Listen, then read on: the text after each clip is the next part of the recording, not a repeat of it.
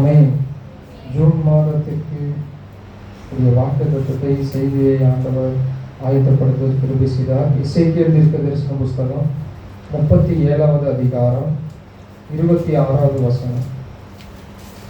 எசேக்கியேல் தீர்க்கதரிசன புஸ்தகம் 37வது அதிகாரம் 26வது வசனம்.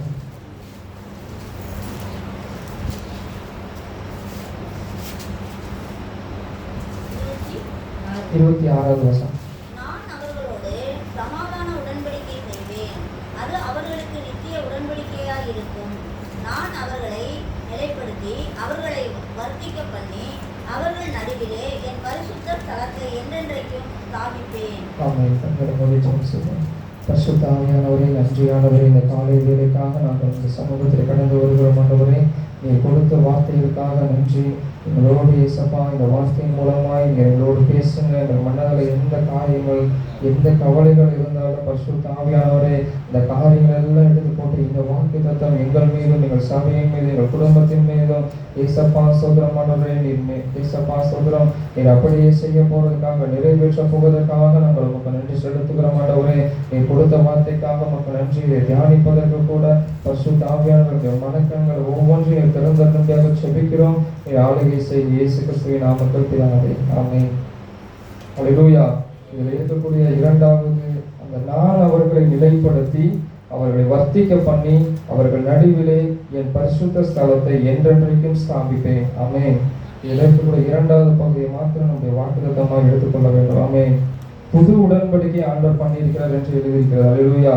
புது உடன்படிக்கை என்றால் இயேசு கிறிஸ்துவனுடைய இரத்தத்தின் மூலமாய் யாரெல்லாம் இயேசு கிறிஸ்துவை சொந்த இரட்சகராய் ஏற்றுக்கொண்டிருக்காங்களோ அவங்க எல்லாரையுமே பரிசுத்த ஆவியானவர் என்ன பண்றாங்கன்னா, புது உடன்படிக்கைக்கு ஆசீர்வாதத்திற்கு பாத்திரவான்களாய் அவர்களை மாற்ற ஆண்டவர் உதவி செய்கிறார். அல்லேலூயா. நான் அவர்களை நிலைப்படுத்தி, ஒருவேளை நம்ம கடந்த நாட்கள்ல நிலை இல்லாத ஒரு வாழ்க்கை, ஒரு நேர்த்தியான வாழ்க்கை வாழாமல் இருந்திருப்போம். ஆமென். அந்த அதிகாரத்துல 1வது வசனத்தை நம்ம வாசிக்கும் பொழுது, உலர்ந்த எலும்புகள் உயிரடைகிறதற்கான ஒரு தீர்க்க தரிசன வார்த்தையை அந்த பகுதியில நம்ம வாசிக்கிறோம். ஆமென். அந்த உலர்ந்த எலும்புகளை போல நம்முடைய வாழ்க்கையை, நம்முடைய சூழ்நிலைகள் ஒன்றுக்கும் உதவாதமல், மற்றவங்க பார்க்கறதுக்கு அற்பமாய் உள்ள, மற்றவர்கள் விரும்பப்படாத ஒரு வாழ்க்கை நம்ம வாழ்ந்து கொண்டு இருந்தாலும் ஆண்டவர் இன்றைக்கு நம்மை இந்த மாதத்தில் நிலைப்படுத்தி அவர்களை வர்த்திக்க பண்ணி அவர்கள் நடுவிலே என் பரிசுத்த ஸ்தலத்தை என்றென்றைக்கும் ஸ்தாபிப்பேன் என்று ஆண்டவர் சொல்லுகிறார். அல்லேலூயா. ஆமென். அவர் வர்த்திக்க பண்ணினா முதல்ல அவங்களை நிலைப்படுத்தினதுக்கு அப்புறம் தான் அவங்கள வர்த்திக்க பண்ணணும். அல்லேலூயா. இஸ்ரவேல் ஜனங்கள் அங்கேயும் இங்கேயும் அலைந்து திரிஞ்சு கொண்டு நாடோடி போல ஓடிக்கொண்டிருந்தாங்க. ஆமென். அந்த இஸ்ரவேல் ஜனங்களை பழுகி பெறுகிறதுக்கு வாக்குத்தத்தம் பண்றதுக்கு ஒரு தேசத்தை ஆண்டவர் கொடுத்தார். கானான் தேசத்தை ஆண்டவர் கொடுத்து அந்த தேசத்தை அவர்களுக்கு சொந்தமாக்கி அந்த தேசத்திலே அவர்களை பழுகி பெருகும்படி ஆண்டவர் உதவி செய்தார். அவர்கள் நடுவில் வாசம் பண்ணினார். அது போல நம்மளையும் இந்த நாட்டில் கடைசி காலத்தில் நம்ம வாழ்ந்து கொண்டிருந்தாலும் ஆண்டவர் உலகத்தார் மத்தியில நம்மளையும் நிலைப்படுத்தி ஒரு நேர்த்தியான ஒரு ஸ்டாண்டர்ட் லைஃபை நமக்கு கொடுத்து அந்த அந்த வாழ்க்கையில ஆவிக்குரிய ஜீவியமா இருந்தாலும் உலக காரியமா இருந்தாலும் நம்மளை வர்த்திக்க பண்ணி நம்ம செய்யக்கூடிய வேலைகள், தொழில, வியாபாரத்துல ஆண்டவர் வர்த்திக்க பண்ணி நம் மத்தியில ஆண்டவர் உலாவ ஆண்டவர் விரும்புகிறார். அல்லேலூயா. ஆமென். ஆண்டவர் நம்மகிட்ட வாசம் பண்ணுறது, நம்மளோட இருக்குன்னு நினைக்கிறது ரொம்ப பெரிய விஷயம். ஆமென். அவர் அற்பமான ஒரு மனிதர்கள். அவர் அந்த வானத்தையும் பரலோகத்தையும் விட்டு நம்ம மத்தியில அவர் உலாவி நம்மளோட வாசம் பண்றதுக்கு அவருடைய வாசஸ்தலம் நம்ம இடத்துல இருக்கணும் என்று அவர் விரும்புகிறார். அல்லேலூயா. ஆமென். அதனால நம்முடைய வாழ்க்கையை அதற்கு தகுதிப்படுத்தி ஒவ்வொரு மாசமும் நம்முடைய வாக்குத்தத்தம் ஆண்டவர் கொடுத்து கொண்டே இருக்கிறார். நம்மள்கிட்ட பேசி கொண்டே இருக்கிறார். நம்மளை ஆசீர்வதித்துக் கொண்டே இருக்குன்னு நினைக்கிறார். அல்லேலூயா. அந்த வாக்குத்தத்தத்திற்கு தகுதியுள்ள பிள்ளையாய் நம்ம என்றைக்கும் அவருடைய நன்றி அறிதல் உள்ளவர்களாய் நம்ம ஜீவிக்கணும். அவருடைய வாக்குத்தத்தத்தை சுதந்திரித்துக் கொள்வர்களாய் நம்ம என்றைக்கு நிலைத்திருக்க வேண்டும். ஆமென். அல்லேலூயா. அவருடைய வாசஸ்தலம், அவருடைய அசைவாடுதல், அவருடைய கிருபை இன்னைக்குமே நம்மளோட இருக்கணும். ஆமென். வசனம் புரியுதுங்களா? நான் அவர்களை நிலைப்படுத்தி அவர்களை வர்த்திக்க பண்ணி அவர்கள் நடுவிலே என் பரிசுத்த ஸ்தலத்தை என்றென்றைக்கும் ஸ்தாபிப்பேன். ஆமென். இந்த வார்த்தை ஆண்டவர் பேசியிருக்கிறார். நீங்க இதை விசுவாசித்து இதை அறிக்கையிட்டு நாள்தோறும் நீங்க ஜெபத்துல வச்சு, ஆண்டவரே என் வாழ்க்கை ஒருவேளை நிலையில்லாம இருக்கலாம், நான் எப்படி முடியும் அப்படிங்கிற ஒரு கேள்விக்குறியோட என் வாழ்க்கை இருக்கலாம் அப்படின்னு நம்ம நினைச்சு கொண்டு இருக்காம, கலங்காம இந்த வார்த்தையை வச்சு நம்ம ஜெபம் பண்ணி, ஆண்டவரே இந்த மாசத்துல இந்த நிமிஷத்துல இருந்து என் வாழ்க்கை நிலைப்படட்டும், என் வாழ்க்கை நிலையில்லாம இருக்குது, நான் ஒவ்வொரு வேலையா நம்ம போய்கொண்டே இருக்கிறோம், தினந்தோறும் என் வாழ்க்கை ரொம்ப கஷ்டத்துல இருக்கு நம்ம நினைச்சு நம்ம கவலைப்படாம என் வாழ்க்கை நிலைப்படணும், நான் பழுகி பெருகணும். ஆமென், அல்லேலூயா. இந்த நம்ம மட்டும் ஆசீர்வதிக்கப்படக்கூடாது, நம்ம சுத்தி இருக்கவங்களும் சேர்ந்து ஆசீர்வதிக்கப்படணும். அல்லேலூயா. உலக ஜனங்களுக்காகவும் நம்ம ஜெபிக்கணும், மற்ற சிறைச்சாலையில் இருக்கிறவங்க, வியாதிஸ்தர்கள் எல்லோருக்காகவும் நம்ம ஜெபிக்கணும். ஆமென். அதுதான் ஒரு கிறிஸ்தவ வாழ்க்கை. நம்மளை மட்டும் ஆசீர்வதிங்கன்றவரே, நான் மட்டும் உங்களை கும்பிடுறேன், நான் மட்டும் பரவாயில்ல செய்கிறேங்கிற அந்த நிலைமை இல்லாம நம்ம மற்றவர்களுக்காக பிரயாசப்படணும். அப்போதான் தேவன் நம்முடைய கட்டுகள் எல்லாம் நீக்கி நம்ம நிலைப்படுத்தி வர்த்திக்க பண்ணி அவர் நம் மடியில வாசம் பண்ண அவர் ஆயத்தமாய் இருக்கிறார். அல்லேலூயா. ஆமென்.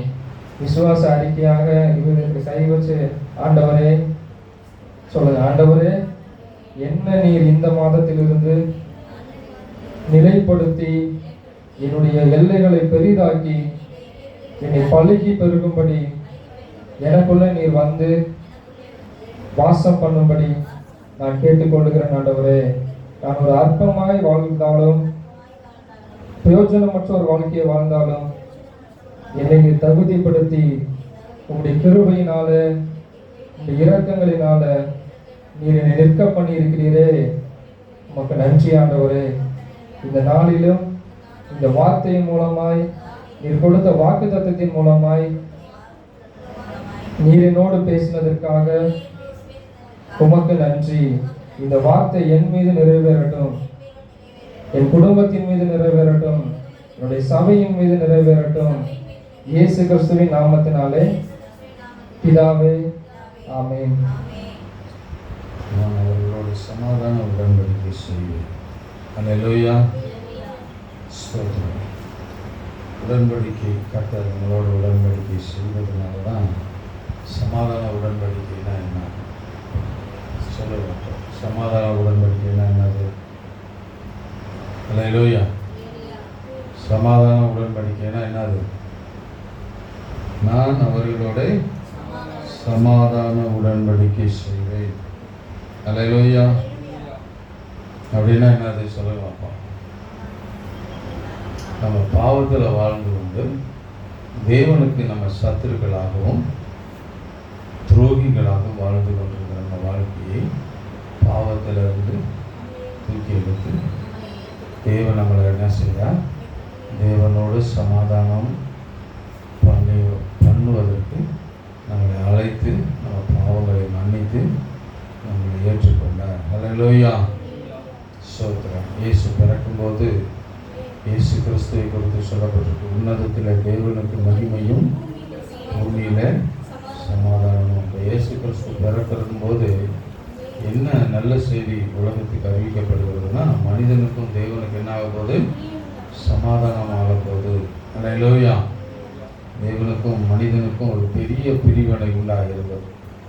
சொல்கிறோம், ஆண்டவர் நோக்கி கூப்பிட்டாலும் மனிதன் வரவே முடியாது, வரவே மாட்டான். ஆண்டவர் இரக்கம் உள்ளவராக அவர் கூப்பிடுறதுக்கு அழைக்கிறதுக்கு தான் அவர் வர்றாரு. ஸ்தோத்திரம். ஆனால் மனிதன் வர முடியல. ஆதாம் என்னைக்கு பாவம் செய்து ஆண்டவருக்கு விலகி போனானோ அன்னையிலிருந்து மனுஷனுக்கும் கடவுளுக்கும் ஒரு பெரிய பிரிவினை உண்டாயிருந்தது, பெரிய ஒரு இடைவெளி உருவாயிற்று.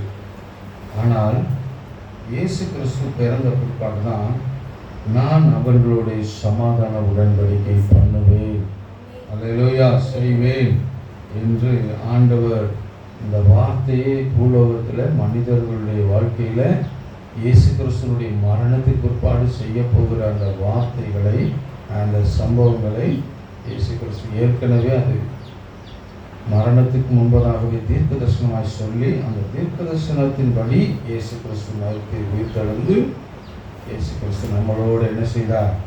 சமாதான உடன்படிக்கை செய்தார். அல்லேலூயா.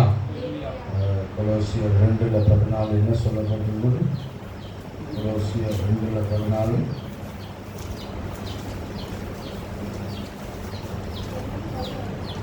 14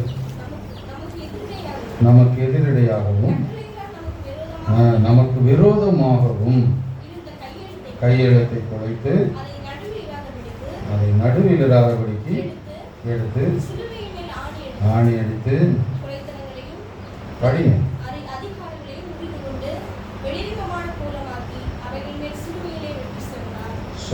கையெழுத்தை குலைத்து ஆண்டவர் நமக்கு தேவனுக்கும் எதிரடியா ஒரு பெரிய கட்டளை பட்டியலை போட்டு பிசாசு வச்சிருந்தான்.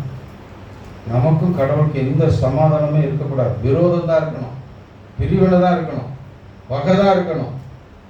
அப்படிப்பட்ட ஒரு பெரிய பிரிவினையை பிசாசு பாவத்தை உருவாக்கி நமக்கும் கடவுளுக்கும் பெரிய பிரிவினை உருவாக்கினான். ஸ்தோத்திரம். அந்த வசனத்தை மறுபடியும் படி. நமக்கு எதிரடியாகவும்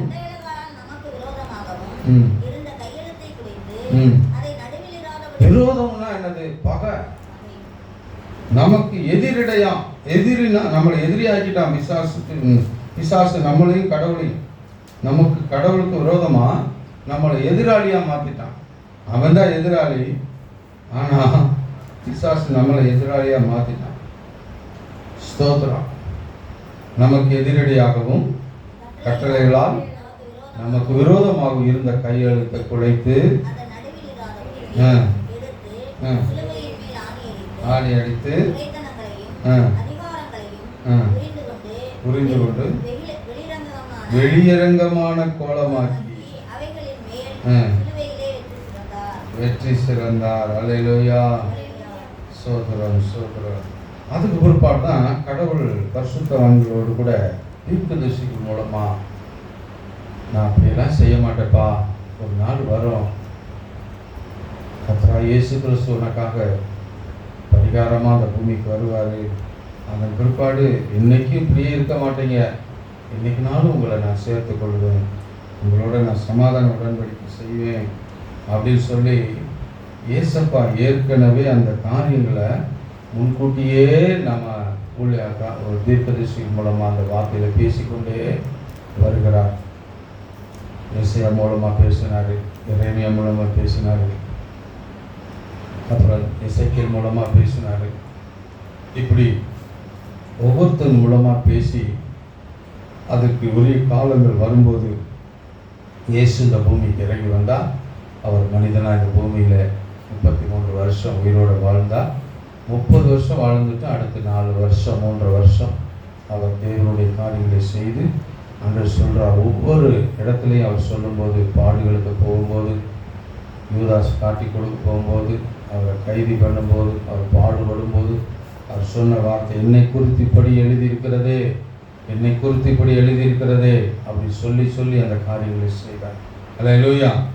அவர் எழுதி ஏசப்பாவுக்கு முன்னால் இந்த காரியங்கள்லாம் அப்படி எழுதியிருக்கிறத அவர் நிறைவேற்றி நமக்கும் கடவுளுக்கும் ஒரு பெரிய சமாதானத்தை உண்டாக்கினார். அல்லேலூயா. ஸ்தோத்திரம். நான் அவர்களோட சமாதான உடன்படிக்கை செய்வேன். இந்த வார்த்தையினுடைய அர்த்தம் என்னன்னா, நான் அவர்களுடைய சமாதான உடன்படிக்கை செய்வேன். முதல் வார்த்தை. ஸ்தோத்திரம். இன்றைக்கு அதுதான் வாக்கு தத்தம். அல்லேலூயா. நான் அவர்களோட சமாதான உடன்படிக்கை செய்வேன். அல்லேலூயா. ஸ்தோத்திரம். அடுத்து அது அவர்களுக்கு நித்திய உடன்படிக்கையாக இருக்கும். ஸ்தோத்திரம். நீங்களும் நானும் நினைக்க இன்னைக்கு வந்து சமாதானம் பண்றோம். நம்ம எப்படி சமாதானம் பண்ணுறோம் அப்படின்னா, ஞானஸ்தானம் எடுத்து இயேசு கிறிஸ்துவ மாதிரி நாமும் பாடுகளுக்குள்ள அது மரணத்துக்குள்ளே போகிறது மாதிரி, இயேசு மரணத்துக்குள்ளே போனால் நாமும் மரணத்துக்குள்ளே போகிறது மாதிரி தண்ணீரில் மூழ்கிறோம். இயேசு உயிர் தெழுந்தார், அது மாதிரி நாமும் தண்ணீரில் மூழ்கி ஞானஸ்தானம் எடுத்து வெளியே வர்றோம். அதான் என்னது? உடன்படிக்கை, சமாதான உடன்படிக்கை. அடுத்து நித்திய உடன்படிக்கை என்னது? என்னைக்கு கைவிட மாட்டேன். ஒருவேளை நீ கோச்சுக்கு போகலாம், நான் பெரிய தப்பு பண்ணிட்டேன், கடவுளுக்கு விரோதமாக பாவம் பண்ணிட்டேன், என்னை விட்டு கடவுள் விலகிடுவார், கடவுளுக்கு எனக்கு சம்மந்தம் இல்லை அப்படின்னு சொல்லி விலகி போகிறதுக்கெல்லாம் வேலை இல்லை. ஆண்டவர் விழுந்தாலும் தூக்கி எடுக்கிறதுக்கு அவர் கிருபை, உங்களோட இரக்கம் உங்களோட இருக்குங்கிறதுக்கு தான் ஆண்டவர் சொல்கிறாரு. அது அவர்களுக்கு நித்திய உடன்படிக்கையாய் இருக்கும். நித்திய உடன்படிக்கையாய் இருக்கும். அது மாத்திரமல்ல, ஆண்டவர் சொல்றார், நான் அவர்களை நிலைப்படுத்தி அவர்களை வர்த்திக்க பண்ணி. அல்லேலூயா. ஆண்டவர் அதோட விட மாட்டாரு. உங்களை கை விடுறவங்க என்னைக்கும் பின்வாங்கி போனால் அப்படியே விட்டு போகிறதில்ல. நீங்கள் தப்பு பண்ணுனா உங்களை கண்டுக்காமல் ஒதுக்கி விடுறது இல்லை. எவ்வளோ சூழ்நிலையில் நீங்கள் பின்வாங்கினாலும் விழுந்து போனாலும் அவரை தூக்கி எடுக்கிறதுக்கு அவருடைய உடன்படிக்கையை அவர் மறக்காமல் நினச்சி உங்களுக்கு உதவி செய்கிற, இரக்கம் செய்கிற, உங்களை தூக்கி எடுக்கிற அவருடைய இரக்கம் அவர் நம்ம கூட இருக்கிறதுக்கு நமக்கு என்றைக்கும் மாறாமல் இருக்குங்கிறது தான் நித்திய உடன்படிக்கை. நித்திய உடன்படிக்கைக்கு பின்னால் ஸ்தோத்திரம். இஸ்ரவேல் ஜனங்கள் பாருங்கள், இன்னைக்கு வரைக்கும் அவங்க தவறு தான் பண்ணிட்டு இருக்காங்க. ஆனால் ஆண்டவர் அவர்களுக்கு எனக்கு செய்கிறாரு, இரக்கம் செய்கிறார். என்ன காரணம்? ஆபிரகாமுக்கு ஆண்டவர் நித்திய உடன்படிக்கை பண்ணியிருக்காங்க. அல்லேலூயா. உன் சந்ததிக்கு இந்த பூமியை கொடுப்பேன், இந்த தேசத்தை கொடுப்பேன் வாக்குத்தத்தம் பண்ணினா இன்னைக்கு வரைக்கும் ஸ்தோத்திரம் கொடுத்துருக்கிறார். அல்லேலூயா. ஸ்தோத்திரம். ஆனால் ஒரு மனிதர்கிட்ட பண்ணின உடன்படிக்கையே கர்த்தர் மறக்காமல் இருக்கிறாரு. ஆனால் இயேசு கிறிஸ்துவனிடத்தில் பிதாவாகி தேவன் செய்த உடன்படிக்கையை அவர் ஒரு நாளும் மறக்கவே மாட்டார். ஒரு வேளை நான் சரியில்லாத ஜெபம் பண்ணுறேன், சரியில்லாமல் மனநிலையில் இருக்கிறேன், சரியாக ஜெபம் பண்ணுறதில்ல, நல்லா பயிர் படிக்கிறதில்ல, என்னத்தை கடவுளை தேடி என்ன பண்ண போகிறேன், என்ன ஆசீர்வாதம் வரப்போகுது, அப்படிலாம் நம்ம ஒரு நேரம் குழம்பிடுறோம். ஆனால் எப்படி இருந்தாலும் உன்னுடைய சூழ்நிலையில் ஆண்டவர் சொல்கிறார், உன்னை தூக்கி விடுவதற்கும், உன்னை தாங்கிறதுக்கும், உன்னை நிலைப்படுத்துவதற்கும், உன்னை ஆசீர்வதித்து உன்னை வர்த்திக்க பண்ணுவதற்கும், உன்னை பெருக பண்ணுவதற்குமே நான் உனக்கு நித்திய உடன்படிக்கை செய்தேன். எதுக்கு நித்திய உடன்படிக்கைனா, உன்னை ஆண்டவர் நான் அவர்களை நிலைப்படுத்தி, நல்ல பரிசுத்தவான நிலைப்படுத்தி, நல்ல விசுவாசியை நிலைப்படுத்தி, நல்ல ஊழியக்காரனை நிலைப்படுத்தி, நல்ல பரிசுத்தவான நிலைப்படுத்தி, அதன் பிற்பாடு வர்த்திக்க பண்ணி சோத்திரம். அப்புறம் நமக்குள்ள இருந்து பெருக்கம் உண்டாகும். அல்லேலூயா. நம்முடைய சந்ததிகளை கொடுத்து, சந்ததிகளுடைய சந்ததிகளை கொடுத்து, அதை பெருக பண்ணி, அடுத்து நம்ம மூலமாக ரட்சிக்கப்படுற ஆத்துமாக்கள் மூலமாக பெருக பண்ணி, குடும்பத்தில் பெருக்கம் உண்டாக்கி, எல்லா விதத்திலையும் பெருக்கத்தை உருவாக்கி, அடுத்த சொல்ற நான் அவர்கள் நடுவிலே சமாதான பரிசுத்த ஸ்தலத்தை என்றென்றைக்கும் ஸ்தாபிப்பேன். அல்லேலூயா. பரிசுத்த ஸ்தலம் நான் நித்திய வாழ்வு, பரலோக வாழ்வு என்றென்றைக்கும் ஸ்தாபிப்பேன். அல்லேலூயா. ஒரே வார்த்தையில் எல்லா விதமான ஆசீர்வாதமும் அதில் நமக்கு தங்கி இருக்கிறது. அல்லேலூயா. சமாதான உடன்படிக்கை செய்வேன். அடுத்து சமாதான உடன்படிக்கை என்னது? பாவியா இருக்கிற, கடவுளுக்கு விரோதமாய் வாழ்ந்து கொண்டிருந்த வாழ்க்கையை கையெழுத்து எல்லாம் குலைத்து, சட்டத்திட்டங்கள் எல்லாம் மாற்றி, அதை நம்ம நடுவிலே இல்லை, அதை மாதிரி எடுத்து போட்டுட்டு, நமக்கும் கடவுளுக்கும் ஆண்டவர் நம்முடைய தகப்பன், நாம் அவருடைய பிள்ளை அப்படிங்கிற இடத்துக்கு கர்த்தர் நம்மளை கொண்டு வந்துட்டார். ஆண்டவர் சொல்றார், வசனம் சொல்லுது, அவருடைய நாமத்தின் மேல் விசுவாசம் உள்ளவர்களாய் அவர் ஏற்றுக்கொண்டவர்கள் எத்தனை பேர்களோ அத்தனை பேரும் பிள்ளைகளாகும்படி அவர்களுக்கு உதவி செய்தார். அதில் ஏற்படுத்தினார் போட்டு. இப்போ நம்ம பிள்ளையா பார்க்கிறார் நம்மளை ஆண்டவர். துரோகிகளாக பார்க்கல, விரோதியா பார்க்கல. ஆண்டவர் நம்முடைய பிள்ளைகளாய் நம்மளை பார்க்கிறார். அல்லேலூயா. அல்லேலூயா. நான் அவர்களுடைய சமாதான உடன்படிக்கை செய்வேன், அது அவர்களுக்கு நித்திய உடன்படிக்கையாக இருக்கும். அல்லேலூயா. சோத்ரா. ஒரு நாள் 2 நாள் உடன்படிக்கை பண்ணிட்டு நம்ம கீழ்ப்படியாமல் போயிட்டா உடனே தள்ளி விடுறதுக்கு அல்ல, தொடர்ந்து நமக்கு இரக்கம் செய்வதற்கு தான் நித்திய உடன்படிக்கை. அதன் பிற்பாடு நான் அவர்களை நிலைப்படுத்தி, அப்புறம் ஆண்டவர் நம்மளை ஸ்ட்ராங்காக கிறிஸ்தவ வாழ்க்கை வாழ வைத்து, அப்புறம் ஆண்டவர் நம்மளை பெருக பண்ணி ஸ்தோத்திரம், அப்புறம் அவர் நடுவிலே என்றென்றைக்கும் உள்ள பரிசுத்த ஸ்தலத்தை என்றென்றைக்கும் ஸ்தாபிப்பேன். பரலோகத்தில் நித்திய வாழ்மான வாழ்க்கை நமக்கு கொடுத்து, அல்லேலூயா, அவர் நம்மோடு கூட இருப்பார். வேதம் சொல்லுது, உலகத்தின் முடிவெருந்தும் சகல நாட்களிலும் நான் உங்களோடு கூட இருப்பேன். அல்லேலூயா. ஸ்தோத்ரா. ஜெபமனுமா? நான் அவர்களோட சமாதான உடன்படிக்கை செய்வேன். அல்லேலூயா. வாக்குத்தத்தம்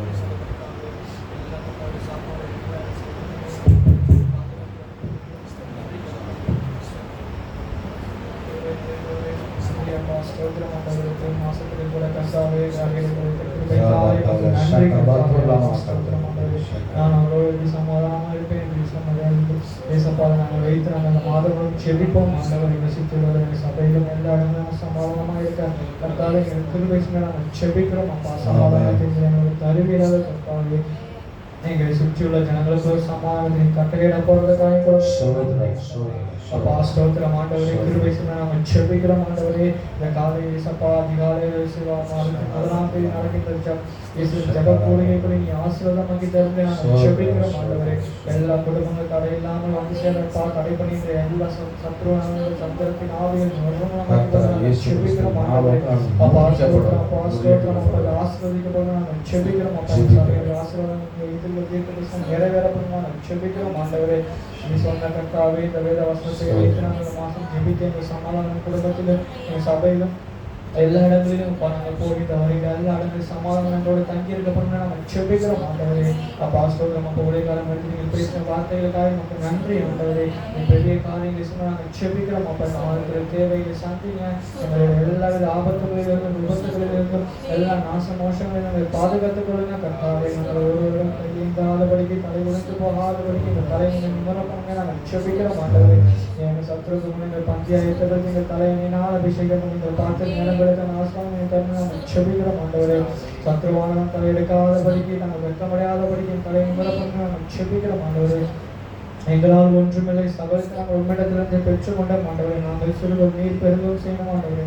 நமக்கு எல்லா துதிகான மகிமை செலுத்துகிறோம். சாந்திக்கு நாங்கள் ஜபமும் ஜீவனும் நல்ல பிதாவே. ஆமென் ஆமென் ஆமென். கர்த்தாவே எல்லா கனமும் மகிமை செலுத்திய நாங்கள் உமக்கு செலுத்துகிறோம். எங்களால் ஒன்றுமே இல்லை பரிசுத்த ஆவியானவரே. சகலமும் உம்மிடத்திலிருந்து நாங்கள் பெற்றுக்கொண்டோம். உண்மை மாத்திரமே நாங்கள் சார்ந்து வருவதற்காக நீர் எங்களுக்கு சமாதானம் உடன்படிக்கை செய்திருக்கிறதுக்காக ஸ்தோத்திரம். எங்கள் வாழ்க்கையிலே சமாதானம் உண்டாகட்டும். குடும்பத்தில் சமாதானம் உண்டாகட்டும். தனிப்பட்ட வாழ்க்கையில சமாதானம் இருக்கட்டும். எங்கள் மனதிலே உமக்கும் எங்களுக்கும் சமாதானம் இருக்கட்டும். எந்த நாளும் உமக்கும் எங்களுக்கும் சமாதானம் இருக்கட்டும். உண்மை விட்டு ஒரு நாளும் நாங்கள் பின்வாங்கி போகாதபடி, உண்மை விட்டு விலகி போகாதபடி உங்கள் அன்பை நினைத்து உமக்காக வாழ்கிற ஒவ்வொரு நாளும் அர்ப்பணித்து வாழ்கிற உணர்வு எங்களுக்கு தந்து எங்களை ஆசீர்வதிக்க முடியாத சொல்லிக்கிறோம். வந்திருக்கிற ஒவ்வொரு பிள்ளைகளை குடும்பமாய் ஆசீர்வதிக்கும். சத்துருக்களுக்கு நீங்களாக்கி ரட்சிங்க. வராத எல்லா விசுவாச பிள்ளைகள் குடும்பங்களின் தூரத்திலையும் சமீபத்திலும் இருந்த ஒவ்வொரு விசுவாச பிள்ளைகள் குடும்பங்களை கர்த்தர் அளவில்லாமல் ஆசீர்வதிக்க முடியாது நாங்கள் சொல்லிக்கிறோம். உங்கள் வாழ்க்கையில சமாதானத்தை ஏற்படுத்தும்படியாக நாங்கள் சொல்லிக்கிறோம். நெருக்கத்தை மாற்றும்படியாக, வேதனைகளை மாற்றும்படியாக, கடன் பிரச்சனையில் ஒவ்வொரு பிள்ளைகளையும் விடுதலையாக்கும்படியாக நாங்கள் சொல்லிக்கிறோம். எல்லா துதியும் கனமும் மகிமை ஸ்தோத்திரமும் கர்த்தராகிய இயேசு கிறிஸ்துவின் நாமத்தினால பிதாவாகிய தேவனுக்கே நாங்கள் செலுத்துகிறோம். இயேசு கிறிஸ்துவின் நாமத்தில் பிதாவே ஆமென். ஆத்துமாவே கர்த்தரை ஸ்தோத்திரி, என் முழுவதுமே கர்த்தருடைய பரிசுத்த நாமத்தை ஸ்தோத்திரி. ஆத்துமாவே கர்த்தரை ஸ்தோத்திரி. கர்த்தர் செய்த சகல உபகாரங்களை ஒருபோதும் மறவாது. நன்றி ஆண்டவரே. ஸ்தோத்திரம் ஸ்தோத்திரம்.